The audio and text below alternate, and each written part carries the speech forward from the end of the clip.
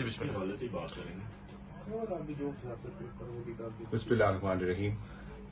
آج میری سید ہارون شاہ صاحب کی عدالت میں پیشی تھی۔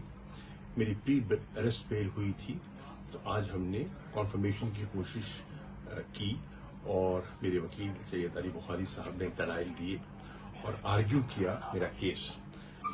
نمبر 1، 9 مئی کو میں اسلام آباد موقع پہ موجود ہی نہیں تھا۔ نمبر 2، مجھ پر جو ایما کا تہمت لگائی اس پہ جو پروسیکیوشن ہے، استخاصہ ہے، ان کے پاس کوئی سالڈ ایویڈنس نہیں تھا۔ نمبر 3، جو لا آف کنسسٹنسی ہے اس کو سامنے رکھتے ہوئے اس پہ جو انہوں نے بیلیں پہلے دی تھی تو اس کی مطابقت سے میری بیل کنفرم بنتی تھی۔